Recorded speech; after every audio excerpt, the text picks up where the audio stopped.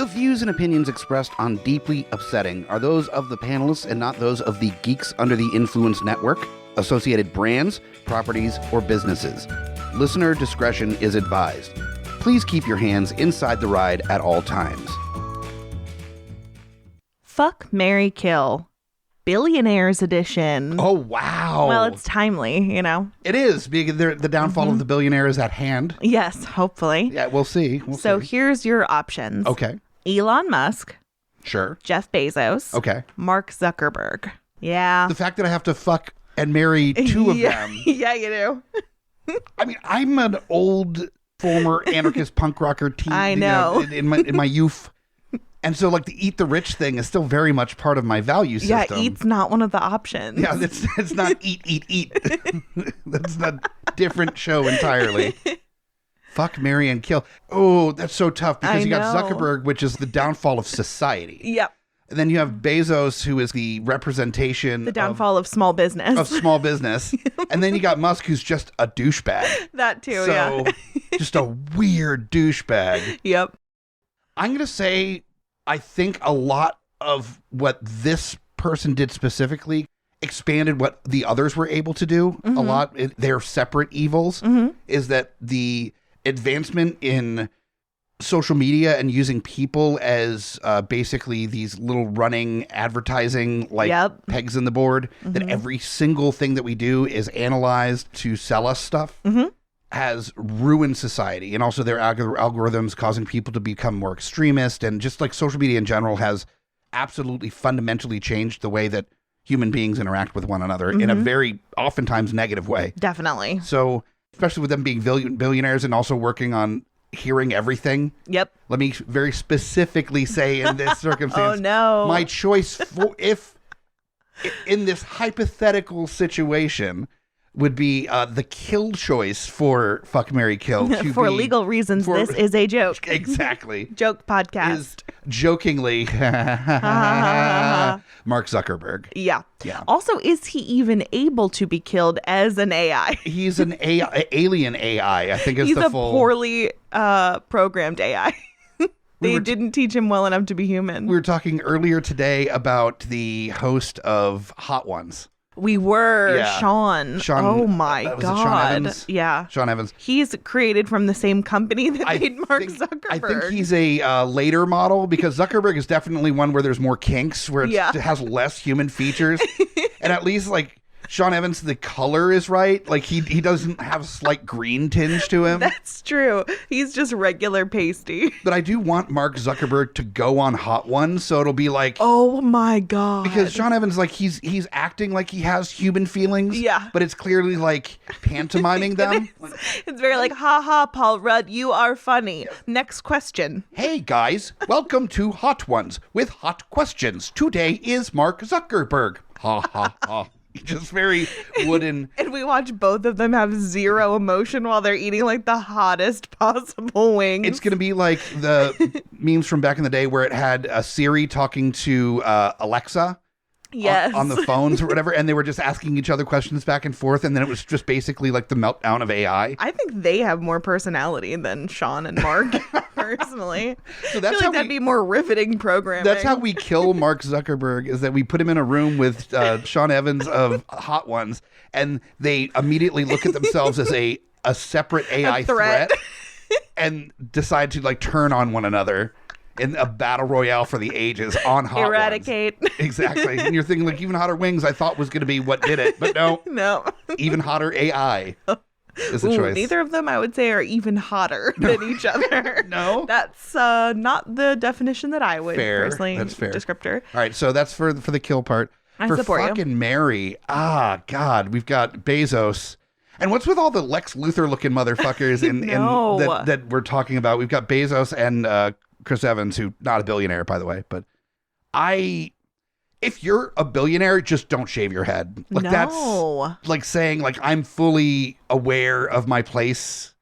Yeah, as a supervillain, like a Superman supervillain. You're like, this hair is only getting in my way of doing evil. Yeah, right. Let's take one thing off the board. I feel like Jeff Bezos would be like, I will get rid of my skin if it gives me more time. Jeff Bezos is like, make money. I don't want a middle part as a choice to get in the way of people taking me seriously as an evil entity in this world. Exactly. So, survey on Family Feud said that bald is the most evil of hairstyles. yeah, he looked at a survey and saw that actually Amazon employees, after being absolutely destroyed with the amount of work for the lack of pay, feel even worse if somebody that looks like an extra on Dawson's Creek fires them, so he decided to shave his head bald instead. They're like, this tracks now. Yeah, this makes perfect sense. Fully makes sense. He is single now, so he's available for fucking or marrying. I'm so into not doing either one of those, but the thing is that I think oh God, this is the hardest. I mean, maybe the hardest fuck, marry, kill that we've had to do. And I knew it was, but I am evil, which is why after this, I'm actually shaving my head just to commit to the bit fully. I am a villain. Well, anybody that's listened to more than one of these episodes knows that you're a villain. So, hi. So I have to fuck and marry Jeff Bezos or Elon Musk. And Elon Musk, I would say, is out of the three, the least affecting to me is that he's a douchebag. Totally. Total douchebag. Not somebody I want to spend any time with. But as far as the things that he's done to the world is less affecting. So far. He's also working on space technology. Right. So I want to hear this episode 10 years from now when he has his Tesla space lasers waging war against the world's governments. And he has a weird spider crawly monster robot that he's using to destroy whole cities. Definitely. For now, he's just building his supervillain army. Also, can we just talk about the fact that all three of these men have probably the most overwhelmingly minimal amount of sexual charisma? Like, all three of them, they don't have enough money to pay me to want to have sex with them. And they have all the money. That's the all thing, of is it. That maybe for you, but that is not the case for many. True. Okay, but like, money notwithstanding, these three truly, there's like no game to be had by any of them. There's nothing sexual about these three people. No, not at all. They're like, oh God. What's the opposite of sexuality? I think Elon Musk is an alien. He's a lizard person. He is a lizard person. He's a lizard person. He's the prototype, I think, for lizard people. Yes. And then, of course, Zuckerberg is the AI. Definitely. And then Bezos is just the straight up old school, like 1950s, 60s, like super villain, rich megalomaniac, super technology. Villain. Yeah, totally. Definitely. So out of those archetypes, murdering the AI, because the AI is like unstoppable force and you need to just take it down as quickly as humanly possible. Yep. The lizard people or the evil billionaire?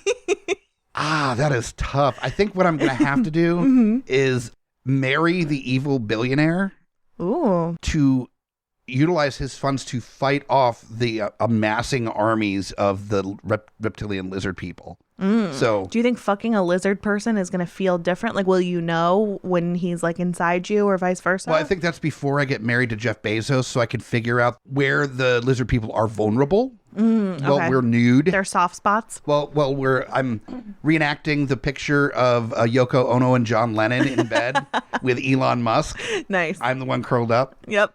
Then that's when I'm going to be able to look at the lizard person vulnerabilities on Elon Musk's body. I'm going to say, based on real lizards, I would go for like the soft underbelly kind of thing. They're usually very smooth and I feel like very easily like punctured or something. And given where a lot of Elon Musk's money is coming from, the underbelly is where he's most familiar. Definitely. The seedy underbelly. Yes, exactly. Okay, great. Which, little known fact, that the underbelly of Elon Musk is covered in seeds. Oh, God. What kind of seed? It's seed money, actually. Okay, that makes a lot more sense. A little more sense there, yeah. Okay, so I think solid choices here. Is that the same choices you're going to make, or are you going a different way with this one? Honestly, I was kind of hoping that you would forget to ask me this question back for the first time in history. This is a really difficult this question sucks, and I'm not sorry until now that I have to answer it myself. Sure. See, I don't like consequences of my own actions. Neither do the three billionaires we're talking about right now. So maybe I should just marry all three of them. Fuck it. Right? Lean into my villain life. It's like a bukkake, but instead it's just like stacks of $100 bills that are being just thrown at your face. And they're like covered in paper cuts. They don't even care. You're like cackling with joy, and they're just like, this means nothing to me. Pretty much. Dead inside. They're putting it into the fireplace to keep us warm. Right. Kindling. They're like throwing it at the asses of like homeless strippers. I guess there's homeless strippers in this version. Just laughing, being like, hitting your butt. I don't know how to be a billionaire. I don't know what they do. They obviously have sex on giant piles of money. That's what the movies have taught us. That is true. So I feel like once I do that once, then I'm going to be like, now what do I do with all this fucking money? You're going to feel undeniably like broken for the rest of your life. Yeah. Like you've done such wrong by engaging in what you had to in this hypothetical question. So definitely some like good for the world. Yeah, I think so. You're going to create like water systems in Central Africa and solar technologies in lower income areas. And I think that's definitely the case, is that I am actually an incredible person who has no money and no rich husband that I want to spite by spending his money on things that he would never spend his money on, such as water for underprivileged countries. And I would go for it. Little known fact, the reason why Bill Gates is such a humanitarian now is because of when he was in a real bukkake with Jeff Bezos, Mark Zuckerberg, and Elon Musk. Were you thinking of yourself as Mike Zuckerberg? Yes. If you actually switched it up and married him? Yes. It could have been you. The other good news is if I go with your plan and I marry Bezos, and then I obviously like have to shave my head to be like Mrs. Villain, I would have massive amounts of wig money. So I would just be like swimming in wigs like Moira Rose. True. And you're the second wife there. So It's not like second wife, and especially him already a billionaire at this point. Mm-hmm. He knows he's not getting true love in his life. Oh, no. There's no way him as a billionaire, he's going to be able to run into somebody in a fucking coffee shop and be like, oh, we both really like Zeppelin. Right. He sends her a record in the mail via Amazon, being like, ha ha ha. That's not going to happen. She's like, oh, this is so sweet and I like you so much, but like next time could you not shop Amazon? I really try and go local. And he's like, ooh. Well, see, I bought a shop local bag from Amazon that I put the record in, so. Does that count? Oh, now I want to check Amazon and see if they have a shop local bag available. I bet they do. They have everything. Amazon is shameless. Speaking of shameless, if you want to help out the Geeks Under the Influence Network, make sure to shop at GUIpodcast.com and click on the Shop Amazon link. Yep. Anything you purchase goes to the network. You're going to shop there anyway. You're already supporting the bald billionaire. So evil. Let us have a teeny tiny little baby portion of it. It's really nothing compared to that rich bitch. So. We understand that he's evil, but he has stepped down as CEO now. That's recent news. He's now an executive chair, right? Which means basically nothing. Nothing at all. Yeah. Mm-hmm. So, and if he thought that this was going to give him like less vitriol, like, honey, no, you fucked up big time. Big time. Big time. So anyways, we're going to wrap this episode up. I'm going to go hit on Jeff Bezos in a coffee shop for billionaires, and I will see you suckers never. Bye. This has been deeply upsetting.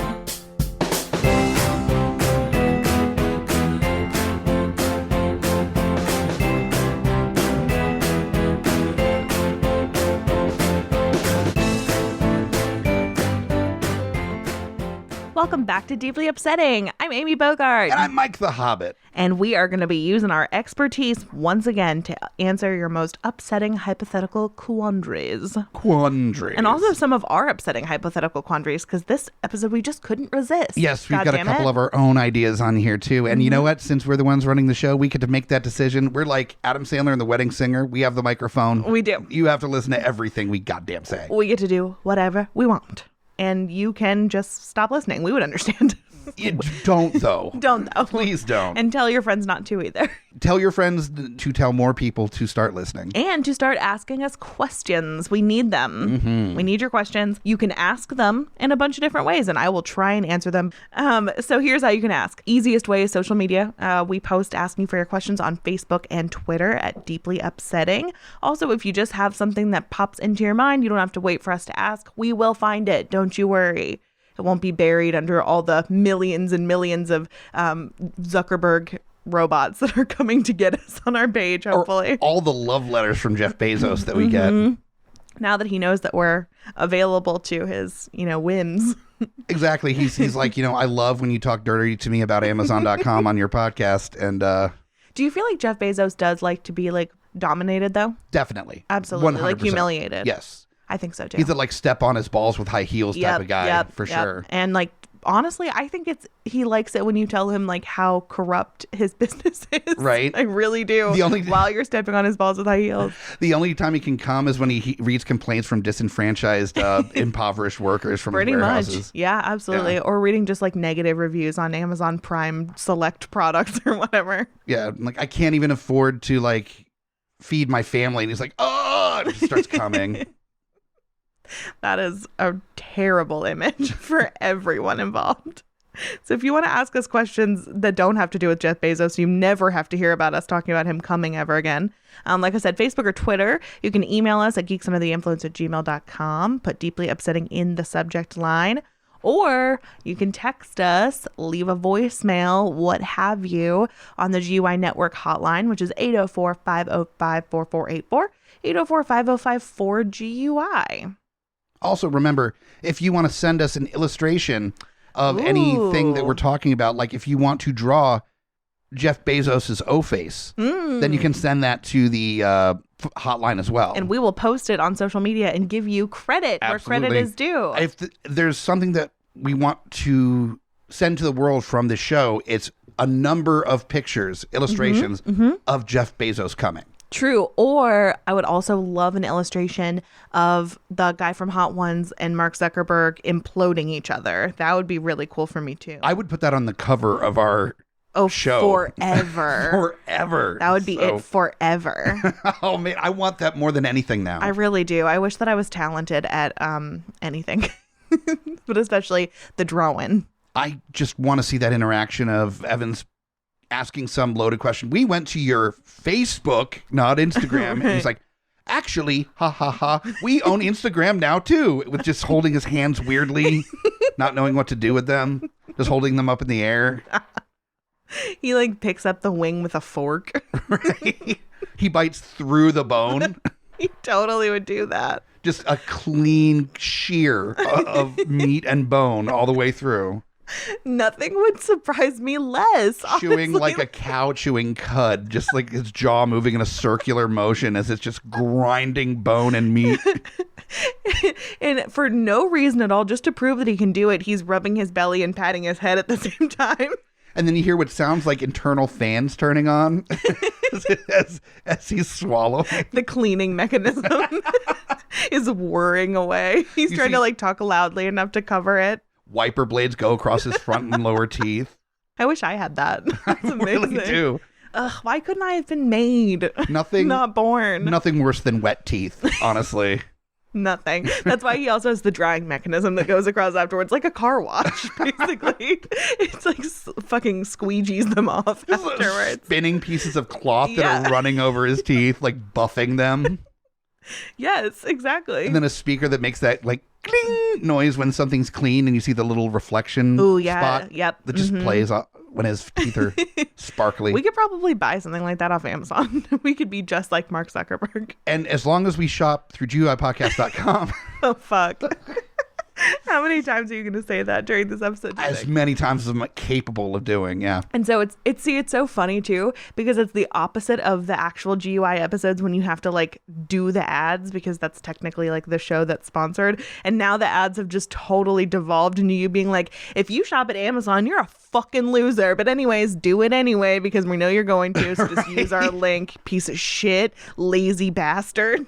Buying all your shit from Amazon. Normally on Geeks Under the Influence, I am mostly making fun of Jeff Bezos. Yes, this is true. Yeah, this is true. I'm not so much going after our audience. That's for many other reasons. Oh, that's me. I forgot. Like having poor taste and listening to the shows. That's why I'm not allowed to be on that show anymore. I just berate the audience. You're all losers. I'm like, no, you need to calm down. Calm down. I get too into the spirit. While we're making fun of the billionaires, I just start making fun of everyone in the world. I cannot differentiate. If they have a shaved head, that is one way to determine. Okay. And that's not to say that anybody with a shaved head is a billionaire. There goes our bald listenership. There goes like one of the showrunners is bald. Oh yeah. And if he's holding out on us, I'm just like, here's a link to some microphones on sale that are like decent for how cheap they are. And he's just like counting money at home. So like, yeah, that's cool. Anyway, look, I have a jetpack. Oh yeah, we need to expose him. How do we do that? We don't have like an investigative podcast, so we need to work on that. We should make one for sure. I don't think we need to investigate a goddamn thing. I think we do. Oh no. I love this idea. Let us know in the comments if we should start like like an amateur gumshoe podcast. Well, since Booze Clues, which was our most investigative show on the network, is no longer, there is some room for an investigative show. That's true. We could like dig into the world of the internet or crime stories or just weird stories that are happening. I enjoy that we're starting, though. We've already nailed this down. This is happening. We're starting with finding out if all bald people are rich villains. It's very true. It's an important thing. That's first and foremost. Very much. I guess we should probably get into the questions, huh? I think so, yeah. I'm going to start with a question that we got from somebody I'm familiar with. Yeah. I've known for, I think, maybe the longest that I've known anyone. Oh, you think so? Yeah, it's my mother, actually. I'm really hoping that she just gives us these questions and doesn't listen to the episodes. There's no way she listens to the episode because she still like wants to be in contact with us and stuff. That's true. And that there's a certain point where she's going to just go, you know what? I'm done. Yeah. I'm done. She's going to wash her hands of this whole situation. And I think that even if she had listened and didn't support, she definitely wouldn't be like enabling us with questions if she'd listened to it before. True. All right, so the question from my lovely mother, Lori, is if dogs ran the world. This is so fucking pure. It's such a mom question. It's such a mom adorable. question. If dogs ran the world, what would your job be? So cute. That's like something off of fucking Sesame Street. It's like, this really is so, sweet. So rated G. It's ridiculous. I love this question. We should have finished it like just all the debauchery of our podcast and then ended on this question, which I think we were going to last time. The sweet popsicle dessert after like a tire fire of a dinner. Pretty much, yeah. So we're starting off sweet on this one. Yeah. So if dogs ran the world, what would your job be? What are you thinking on this one here? Cute. Every time you say it out loud, it just like gives me like little hard eyes. So precious. I'm just assuming there's an entire world of dogs and they all have bow ties. Oh, absolutely. Or little hats. Sure. Yeah. Sure. Or like little pearl necklaces or something. Pearl necklaces, for the girl dogs. We all know that dogs are boys and cats are girls. Oh, yes, this is true. You're right. If we're talking about precious rated G, like childhood stuff, then... It's true. I never learned that in childhood, or I never was like under that inclination. But no, I mean, that was very quickly diminished for me. But like, I really do believe that when I was a little kid, I thought, I mean, little kid, like 14, 15. Yeah. That I was like, cats are girls. Yeah. And dogs are boys. It made so much sense to me. You told me this like a week ago when you were super drunk. I made you Google it and you started crying. You don't remember that? It's like, no, it can't be true. Boy cats. Have you never heard of a tomcat? And I was like, no. I thought it's like when a girl's named Charlie. I had no idea.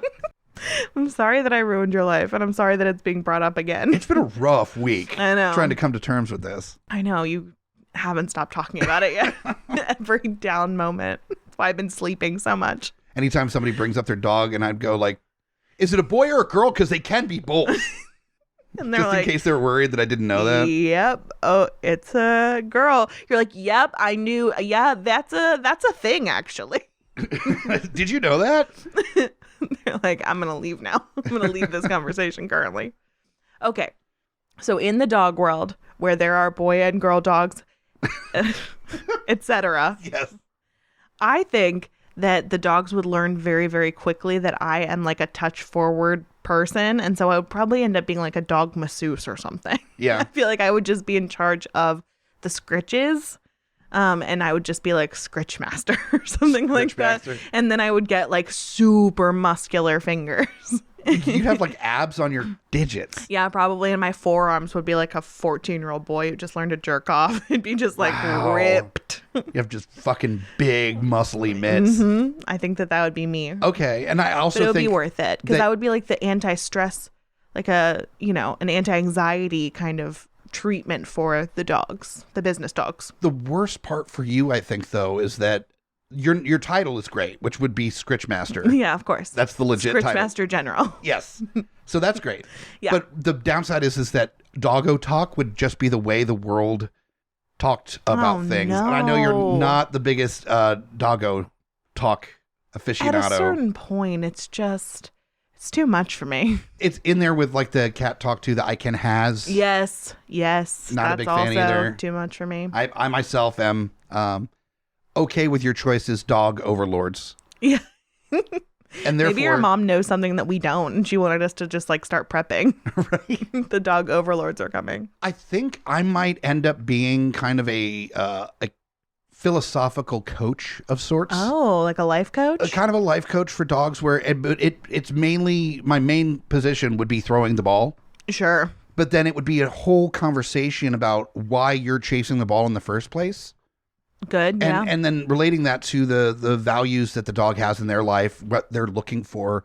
Is the journey of finding the ball really the important part, or is it ownership of the ball, or what is it that keeps them going? Right. What's their purpose? Exactly. And I think using the ball and throwing the ball as kind of a leeway into that philosophical conversation is going to give the dogs a chance to kind of understand, what is my purpose? What is a dog's purpose? Yep. It's kind of like when they go to see you, they're like, don't tell them that the ball is a symbol. They have to like figure it out on their own, or else it's not, going to have the same impact. Yeah. And all of these like Zen-like dogs are going around knowing that like the ball is a symbol. Give a dog a ball. Mm-hmm. He balls for a day. He balls out of control. He balls out of control. Teach a dog to throw the ball himself. Mm. And he balls out of control for the rest of his depressingly short dog life. Why did you have to bring that up?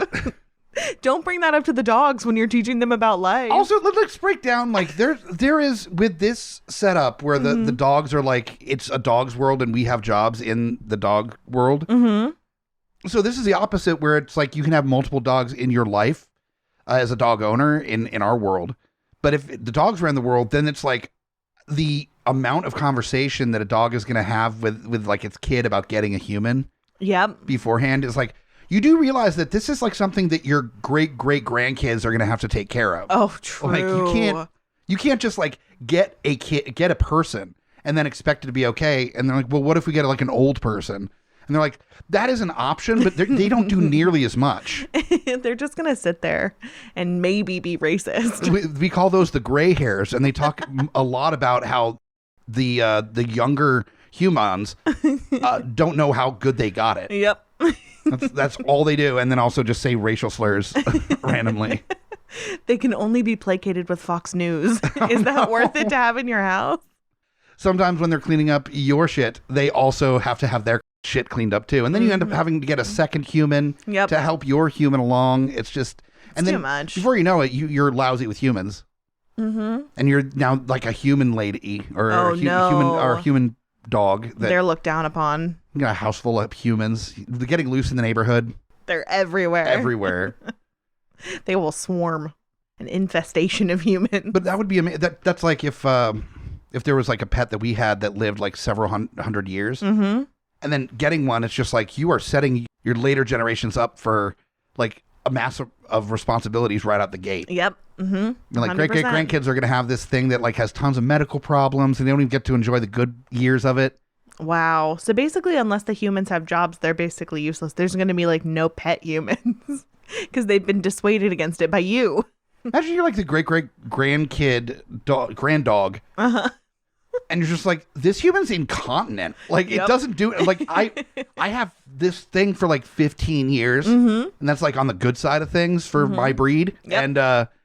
And like, it's already shitting itself. Yep. And it's just calling for Mary. And I think that was like a couple generations before's name or something. I don't know. But I don't know anything about Mary. I don't know anything about Mary. Mary was way before our times. That was before WW3, which is Woof Woof 3. Oh, no. Yeah. Oh, no. Yeah. See, you took it too far. I did. You made it too adorable. This podcast isn't about that. I need to stop because those are annoying to me, how bad those puns are. So yeah. I'm just going to stop. But also, I'm picturing like golden retrievers in pith helmets. Oh, wow. Yeah. Yeah. I mean, that is adorable to think about, I guess. Like the fake paw from like Triumph the Insult Comic Dog coming up with like a walkie-talkie for them to talk into. Triumph does not exist in this adorable world that we have laid out by your mother. Triumph the Insult Comic Dog is like the edgy comedian of that ends up getting. He's the Louis C.K. of the dog world. Oh shit! Where he's like, ha ha, you're funny, and then finds out some like really gross shit. Yeah, dark shit that people are like, oh, ugh. And then a lot of dogs just secretly like him, but feel like they can't talk about it with anybody. There's a lot of separate the art from the artist conversation that goes on with Triumph. Yep, and I'm hearing a whole lot about it during the scritching sessions. People are like, he talked about all the things he wanted to poop on, and then you find out that he's actually pooping on people, and you're like surprised all of a sudden. I'm like, I'm not the one you should be telling. I'm a people. Of course, I'm going to have specific opinions about the matter. All right, so you're a scritcher. I'm a scritcher. I am a ball thrower, a philosopher. Talking what the ball represents kind of thing. Okay, absolutely. Cool. So like a dog therapist, ball thrower / Yeah. Because in dog world, they're not going to have a straight up dog therapist. Like they're going to have a dog therapist that also throws ball. Exactly. Yeah. Because I'm kind of like a dog therapist too, I think. I'm definitely going to hear a lot of shit. Sure. During the scritches. I think really every job that you have in dog world has therapy attached to it. Yeah. As an excuse for you being more than just the person that throws the ball or does the scritches. Well, that's pretty accurate in the human world too, True. though, because how many like hairdressers are basically therapists, bartenders, makeup artists? Yeah, we just aren't honest with ourselves about it. Exactly. We just don't get to like put that on our resume, which is unfortunate. It really is. Terrible. So our next question is from Murphy Lawless, one of our absolute favorite people and burlesque performers from Burlesque Right Meow. Burlesque, stand-up, entertainment in general. Everything, really. Regular supporter of the GUI Network shows. And absolutely. Absolutely. And just too talented for their own good at everything, apparently. Yes. As we could just list their accomplishments. Jesus. And they happened to ask us this wonderful question. So Murphy asked, say there's a version of MMA that's all classical actors. You know, people like Julie Andrews, Fred Astaire, Gene Kelly, Angela Lansbury, etc. Who is the last one standing and what's their finishing move? I love this question. I had one name that kind of showed up right away in my brain. Okay. When looking at this question, and it's just like the most like badass possible. Yeah. Person. Okay. And well, there were two, and one is just somebody that was like an absolute heinous human being, like just the worst to work with. And there's like legend about how awful this actress Gene Kelly? was. Oh. And then there's Vivian Lee? I was thinking Joan Crawford. Oh shit. Okay. Yeah. But I settled on because you want somebody that's like dynamic, that is able to like hold their own and not just mean, but also like mean when necessary, but also like a badass. Okay. So I went with Lucille Ball. Oh yes. Yeah, and also I want to celebrate Lucille Ball. Like I want to celebrate the last one standing. So me too, absolutely. Yeah. Okay, so tell me about how Lucille Ball wins. Lucille Ball is definitely like a head game player. Yes, she's good on her own right and can kind of like she's a duck and weave, like float like a butterfly, sting like a bee kind of MMA fighter, but also will get in their head and play vulnerable when necessary and then go in for the kill. Like is way smarter than most of the like her competition. Is able to kind of lure them in and then strike. You know who else I think could do the exact same thing and was somebody that I considered for literally the exact same reasons is Marilyn Monroe. Marilyn Monroe, even more so with the super underestimated, not being given proper credit. Yep, is absolutely the way. Man, imagine if they were a tag team. I know. Oh man, that Marilyn Monroe and Lucille Ball, that'd be fantastic. So Lucille Ball, I could see just taking down dudes left and right. Absolutely. Then thinking like this weak little woman and then just utterly. Oh, that bitch is scrappy. And will emasculate them quicker than anybody's business. Definitely. You know? And like, Ricky will just stand by and support. She'll just show them her net worth and then they'll start weeping. Truly. Yeah, and Desi is going to be in the corner. Or Desi is just going to be like, you should have known. Is that your Desi impression? It's really good. I don't want to do any more than that or it'll become racist. Yeah, so like true, that's it. True. That's the line. Well, I forgot Desi's real name, so I'm not doing great myself over here. Ricky Ricardo forever. Tattooed on my heart. He's like, no one remembers my name. That's pretty true. Yeah. Well, she gave herself her real name and was like, you get a different one. Fuck you. I wonder why. Do you know why? Why Why she got to have her own name on the show and he didn't? Well, she ran the show. Like, it was her show. Yeah. So she was like, fuck yeah. I mean, great. Also, I think it was probably because of, even though she was a pioneer in the film industry, doing that kind of thing, and had her own studio, Desi at that time was probably less palatable to the American audience than Ricky. Yeah, very true. So it really sucks. Yeah. But that was probably part of the agreements with producers and such that makes sense. Yeah. Americanization kind of deal. I'm sure she probably ran into a lot of issue with having a non-white husband on the show. Yeah, I'm sure. Yeah, absolutely. I bet that's why they ended up in like separate beds on the show. Oh, probably. I guarantee that's why. That's sad. That's really sad. So if she is able to like smash that glass ceiling, yep, and she's able to smash on some nuts too in the MMA cage. So you know who else I would also love to see just like tearing dudes apart, who was always just like taken advantage of by men, is Judy Garland. I would love if everyone was like, well, Judy's not going to be a real threat because she's like on pills and shit. Right. And she just like shows up one day stone cold sober to like the finals in the MMA competition and just starts tearing men to pieces like with her teeth. She doesn't even know. She doesn't know she's in an MMA competition. Right. She thinks she's at a club. And one of the dudes says something shitty to her like they always did. And so she just goes for it. Like, what are you all standing around looking at? Make the band play. She wants music while she rips the dudes to shreds. Give me shreds. some of that good old jazz. And she's just like, just murdering dudes. Just putting out cigarettes on them. In their eyes and shit. Yes. And they're like, Jesus Christ. Hardcore. And Marilyn Monroe's like, yes, continue. Like fanning like, oh no, but secretly like, yes. Yes. Two people that I would love to just watch in some sort of fight because you know that they could do some like crazy shit would be Fred and Ginger, because their feet can do inhuman things. They would be like parkouring all over that MMA cage. They would totally be parkouring. They'd be parkouring off each other like crazy. Why is there not like an old school like tap dance movie but incorporating parkour? Oh my God, I wish. I really, really wish. We need that.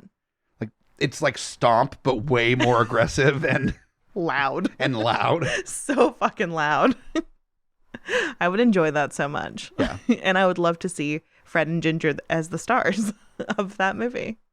Hardcore tapping. Yep. No, there's a better name in there. We'll workshop it. We'll Yeah. work on it. We're not at the final stages yet. No. Basically, I would love to see any of these classical actors in an MMA fight. And even though I don't know if she would be that good at it, I would love to see Angela Lansbury come up on top, because after every single person she killed, I would love for her to be like, murder she did. That should be workshop too. That's not a really good finishing line. Murder she did? Yeah. Like, murder she wrote, but. Murder she wrought. Ooh, that's way, way better. That's yeah. solid. That's okay. So I put 0% thought into mine. It's too clunky. So yeah, I want Angela to like bone up on her skills, her fighting skills. And also bone up on breaking bones. Yes. Yes. Yes. In order to use Murder, She Wrought. Oh man, that fucking rules. That like gets me juice just to say it. I just think of Angela Lansbury as a derby chick. Yes. Like oh my the God. helmet on. Just bashing into the people. Screaming, Murder, she wrought, bitch. Whitney. I would love to see it. I need to see this. I need to see that. And then I need to see the Zuckerberg on Hot Ones. And then I'm happy. We've got some really great programming that would be amazing if people put us in charge of it. Wait, now I just want to think about what everyone's finishing lines are. Not necessarily their finishing moves, but like how are they going? What's their like catchphrase for when they murder someone? Oh, man. Something with I Love Lucy would be for Lucille Ball's. Like, you may love I Love Lucy, but I love murder. Perfect. It's a little clunky. Way too long. Ooh, okay, I've got one. Every single time Marilyn Monroe, her finishing move is to like jump on someone. What's the word for when you basically like use your arm to like jump on someone with your whole weight? You know what I'm talking about? Oh, an elbow drop. Yeah, an elbow drop. Okay. She's elbow dropping bitches, and every time she does, she goes, blonde bombshell. Nice. I mean, that would be incredible. Who was it that did the no wire hangers thing? Joan Crawford. That was Joan Crawford. Yeah, so that's yeah. definitely her finishing move is wire hangers. Wire hangers. Where she just like pulls one out and like unassembles it and then uses it to just like whip the ever living fuck out of her assailant. Yes. And they're just covered in whip marks like, Yes. please no. Because I'm sorry, I don't care how hard somebody punches. That's less scary than somebody with just like an unwound wire hanger. Oh, yeah. Like It's coming like death at by you. 1,000 cuts. Yeah, That's fuck. horrifying. That's horrifying. Yeah. I would be so much more upset at that. Terrifying. I forget what movie it was that they had like they ripped off a car antenna and was coming after somebody with some comedy movie. I feel like I know what you're talking about. Yeah. And I was watching it and I know it was for comedic element. I was not laughing. I was like that's I can feel that through the screen. Oh. That's so terrible. visceral. Yeah. And so as she was doing it, she was screaming more wire hangers. More wire hangers. And they just kept like manifesting. like an anime just hovering behind her. Or her daughter was there like giving them to her. Perfect. As a twist in the story. I want to see this. I want to see Danny Kaye doing some parkour tap dancing action as well. Yes. Him and Gene Kelly in a tap off in MMA would be pretty fucking fantastic. That would be amazing. Yeah. And I just really want to see Gene Kelly get like brutally murdered because he was apparently such a fucking monster.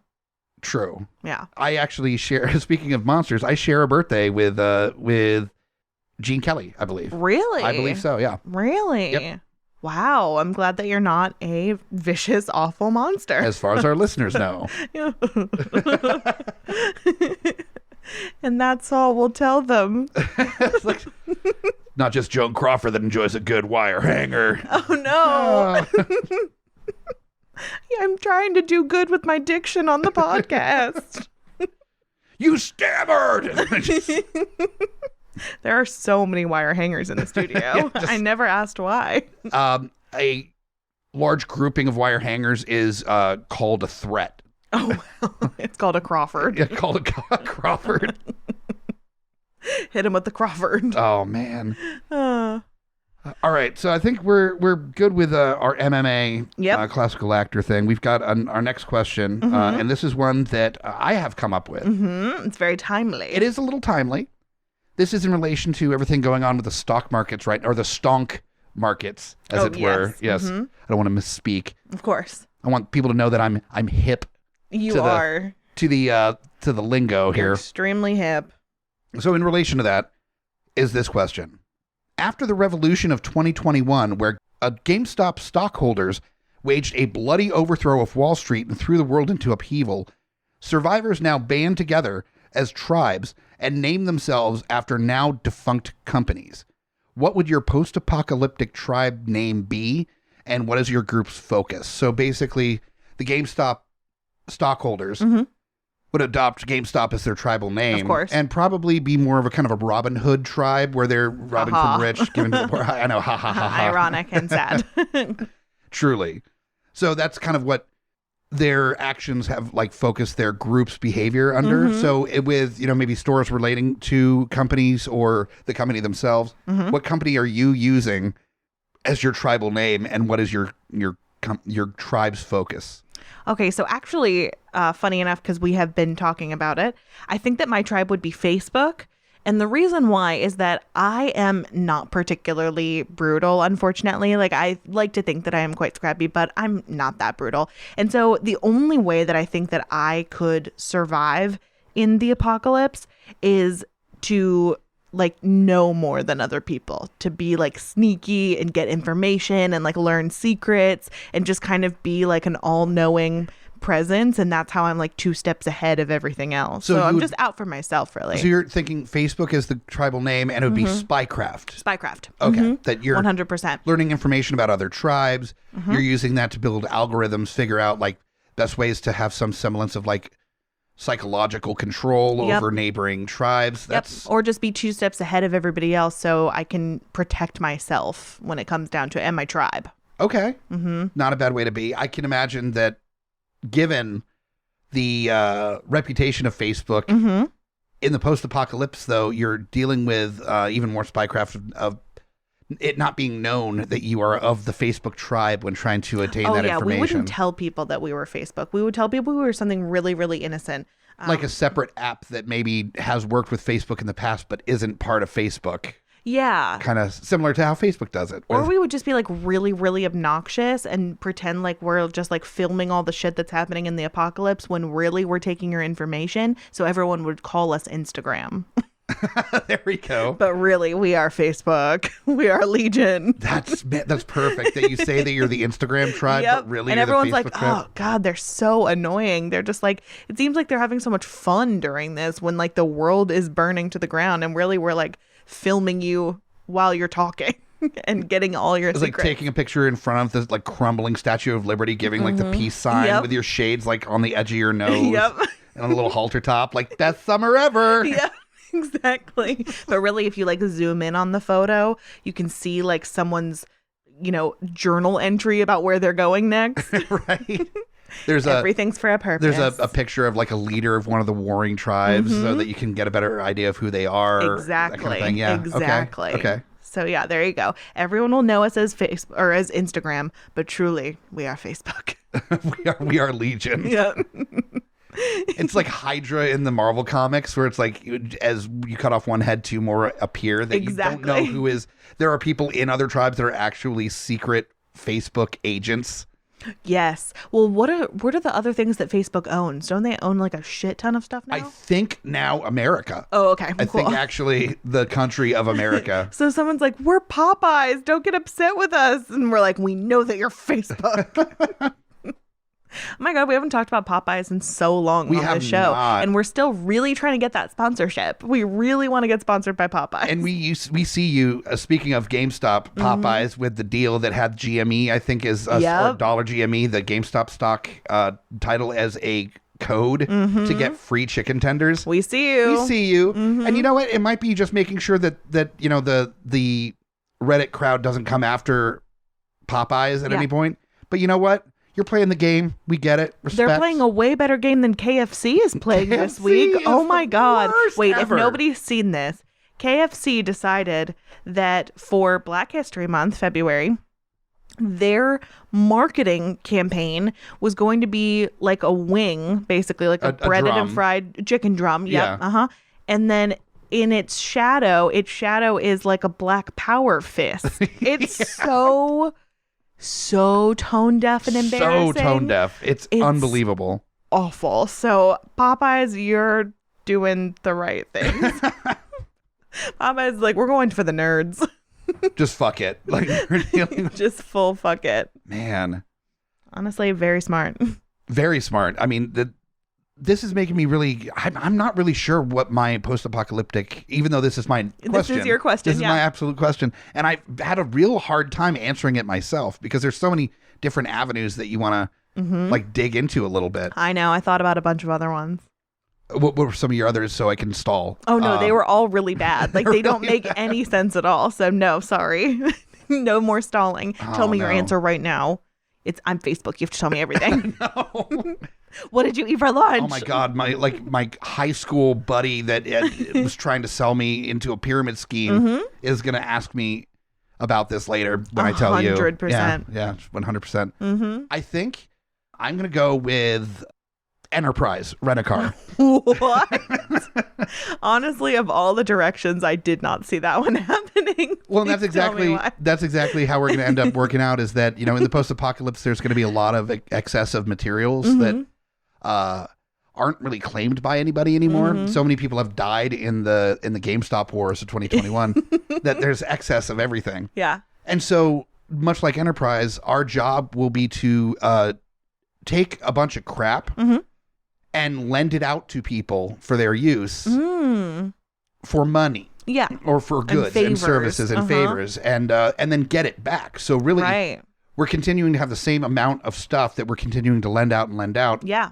And getting money for it repeatedly over and over again. Loan sharks kind of vibe to it. So we're going to have cars and then weaponry and we're the people that you go to like private army kind of vibe of that you're running up against the Twitter tribe as the Facebookers, and you're like, we need some extra muscle. Yeah. And we'd be like, well, tell you what, we've got, some submachine guns, we've got, some equipment you can use in this battle, but you've got to return it when you're done. Or if it gets damaged in battle, then you pay an extra fee for any damages done. True. In there. And you're like, cool, we don't need this most of the time, but we're about to go to battle, so like we need it right now. And like, that's exactly what we're here for. It's not permanent ownership, just temporary. And then we get it back, and then we're seen as like the good guy for helping out, even though we are getting paid for it. Sneaky. See, a battle between Facebook and Twitter is really just going to be them like annoying each other to death, because don't you feel like people are one or the other? They're either Facebook people or they're Twitter people, and they think that the other social media is like insufferable. Definitely. Well, then you have the Instagram people. Oh, yeah. That I don't think are actual, a lot of the time, social media people. Right. And not in the same way, anyway. No. It's people that are very busy doing other things and just wants to have that as a portal to the internet. And they don't know beyond hashtags. They're not the ones that are looking at the analytics or any stuff like that. They're just like the hip crowd, that the influencers that are in there on Instagram taking pictures of all the cool shit they're doing that people wishes they could do. Yep. But they're not looking at the analytics and doing analyzations of what hashtags to use on different stuff. Like they might have like people they have to do that. Right. But then you got Twitter, which is just this like fucking dark hole of doom scrolling. It's like the fucking dark alley off a Diagon alley. Yep. That you aren't supposed to go down. That's Twitter. That's very true. And then Facebook is Diagon alley itself. Yep. Where there are some really dangerous things that happen there, but there's a pleasant face to it. Exactly. And you can't really tell that you're in a dangerous place right away sometimes. Yeah. And then sometimes it's like egregiously dangerous and horrifying. I would be the person that everybody kind of looks to for help and doesn't end up really taking a side most of the time, even though we privately do have our own motivations. But we amass so much like wealth and favors that when shit really does go down, if we're in trouble, we get to call that shit in. Yeah, fair. So, do you think that you and I would be able to like stick it out through the GameStop wars of 2021? Me being a secret Facebooker, public Instagrammer, and you being an enterprise rent-a-car person? Well, I think actually we would be able to work together really well, is that you would be able to tell me when people needed my services. Yes. And in exchange, I would kick back a little bit to you on any earnings that I made. Nice. So just like the French Revolution, the people that revolt against the dominant class end up becoming just as bad as the class that they upended. Yes. And I feel like we would have to keep our relationship a secret so that nobody knew that we were in each other's pockets. And also, unlike nowadays with the people in charge, I'm just guessing in the post-apocalyptic environment, more cannibalism probably. Like there'd just be like a masses of more people just being like, I've always wanted to try it, people. Definitely. Let's give it a shot. Once all the drugs run out, then we're going to go to the next best thing, which is definitely that sweet, sweet contraband meat. Yes. I'm getting some rump roast. And they're like, oh, God, not Forbidden my butt. meats. We go for the Instagrammers first because they've all had like BBLs done. Right. The most juicy meats. Kim Kardashian is like the first to go. Oh, she's gone. Yeah. She's gone before the drugs are gone. People just want to eat her. Eat her ass, but not like a sexy way. And I like literally like lop off 2 hams of ass. So like slow I really roast. don't love 2 hams of ass. What I don't love is that they lop it off and then they eat it raw. Like if you are going to get a big old Kardashian rump roast, at least do like a slow smoke or something. Yeah, do some treat it seasoning. with respect. I mean, it's a big like. It's an expensive cut of meat. It's a very expensive cut of meat. Yeah. So we're right at the end. We've got just a few more minutes here. True. Should we ask done. the last question or save it? Let's go ahead and save it. We're okay. like, right at the very end now. So a tease for next time. Yeah. And it's a question from me, which means that it's something. It could be good or bad. It is, in fact, a question. It is a question. It has a question mark at the end. And it came from my little brain. Your little brain. This Scary question. little brain. But yeah, we are right at the tail end here. So I think we can just save that for later. I don't want to rush through. It's a good question. Oh, thank you so much. I want to give it Don't time gas to breathe. me up too much. People are going to listen to next episode. We're going to ask the question first, and then they're going to cut out. I'm just trying to make sure that we're on good sides with each other, so when the apocalypse does happen, our relationship as Enterprise Rent-A-Car and Facebook works out relatively well. Yeah, we're touch and go. Yeah. We'll see what happens when it happens. Much like the acceleration on a used car from Enterprise. You're already trying to get that in there. Subliminal messaging. By the way, this episode's sponsored by not either one of those. I'm not really doing a great job because I railed against Facebook and our robot overlord, Mark Zuckerberg, and then just said that it was my team. So it's going to be weird how we look at our numbers and go, like, nobody's listening, and people are asking us, like, have you released the episode? And it's just not showing up in anyone's feeds. Then, like, out of Jurassic Park, instead of, like, Newman popping up going, nah, it's just Zuckerberg and the dude from Hot Ones next to each other, just going, like, arms around each other. And their, like, ears are sparking. Lizard-faced eyes on one of them. Oh, definitely. Yeah. One lizard-faced eye on each person. Yeah, right? Just really to confuse us. Not blinking. I wouldn't be surprised at all. Alien lizard AI. Yeah. Also, please let us know if you listen to this. Do you agree that the Hot Ones guy is a robot? Because I'm really upset about it. And I've talked about this multiple times to Mike, unfortunately for him. But I can't get over it, and I need other people to tell me that they think he's a robot.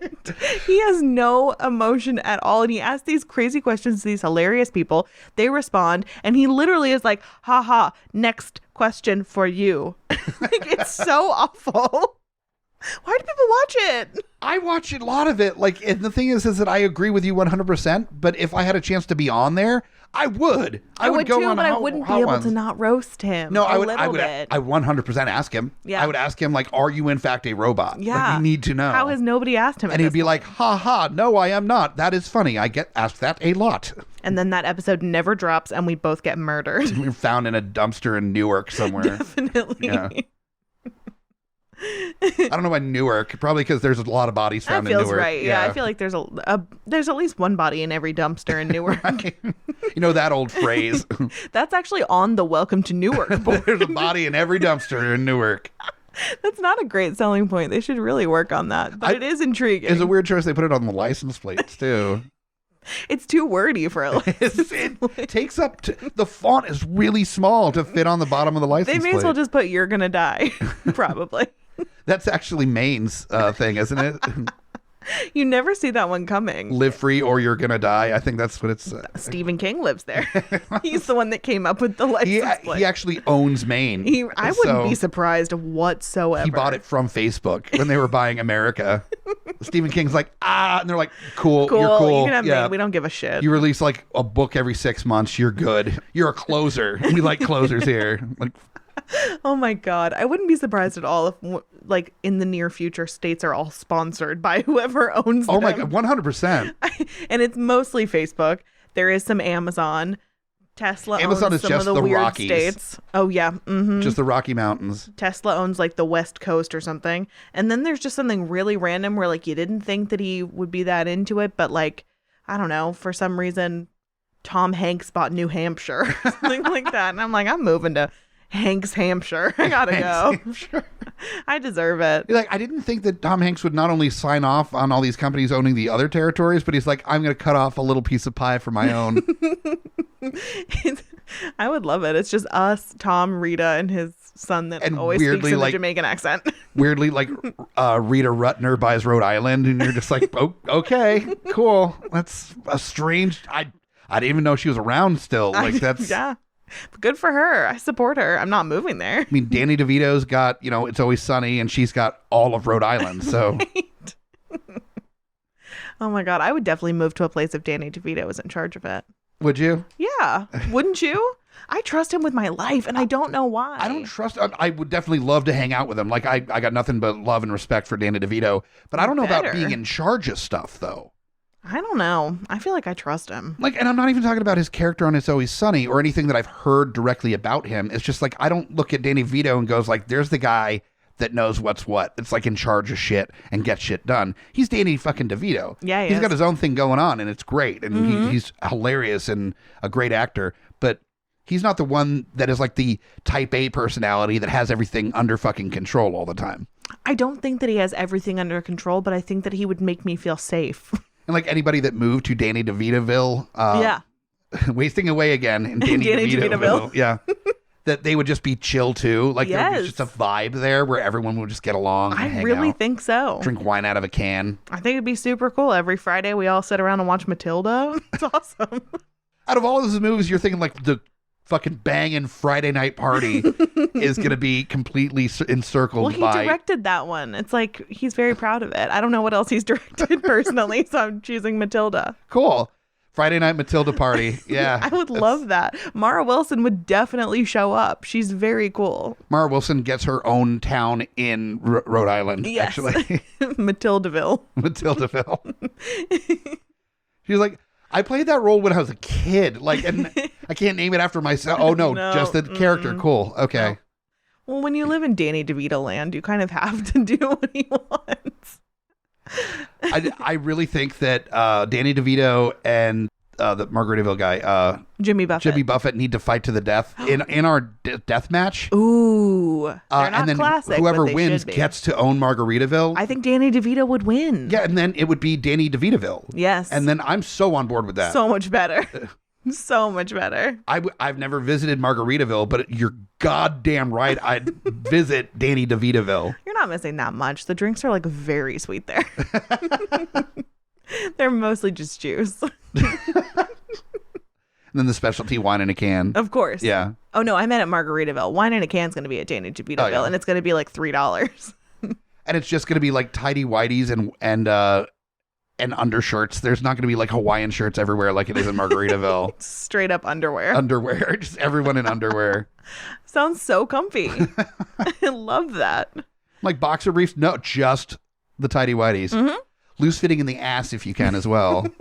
It's a non-sexual place to live. It's also to fend off this is all in the post-apocalypse, so the cannibals won't see what kind of rump you got and want to lop off a slice.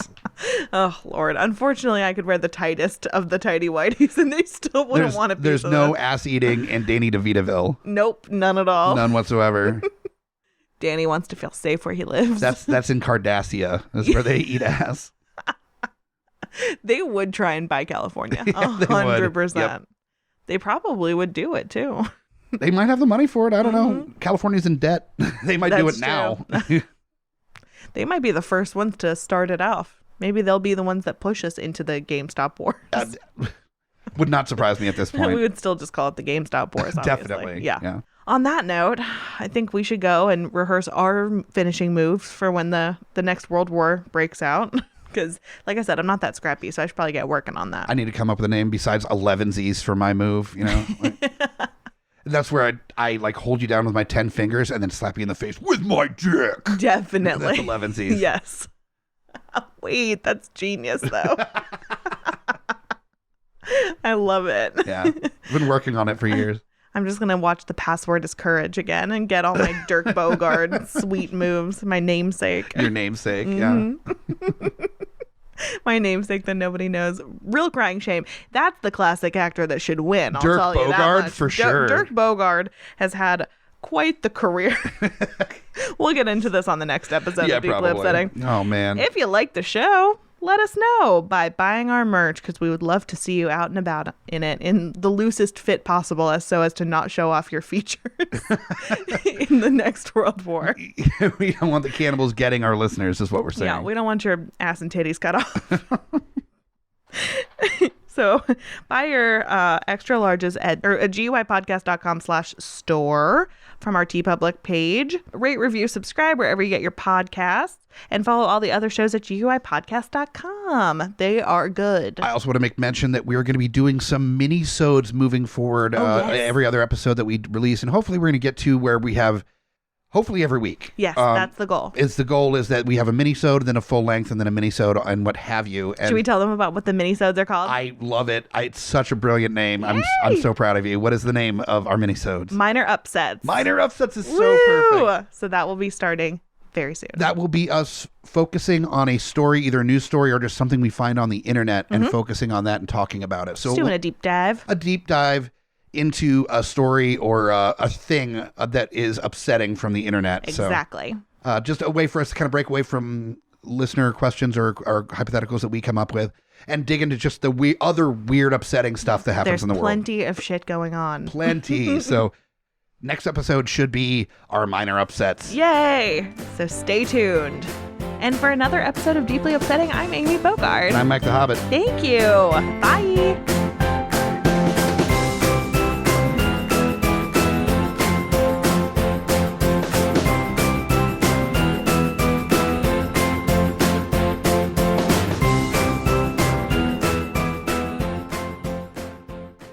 What are you all standing around looking at? Make the band play. GUIPodcast.com.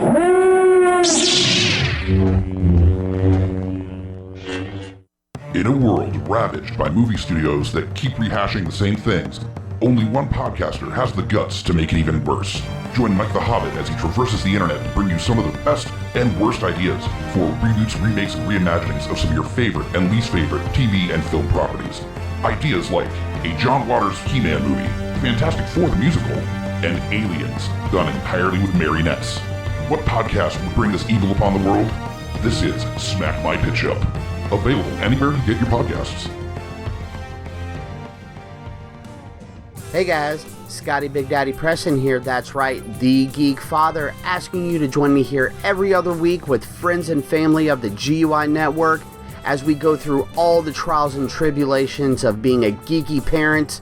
So remember, join us or cry. Coming straight from the mouths of madness, I'm Lowdown. I'm F.U. Hunter. Do you love horror? We fucking do. So this is a podcast dedicated to all things in cinematic horror. We're talking movies, television, composers, special effects artists. We're gonna fucking cover it. So if you love horror, embrace the madness.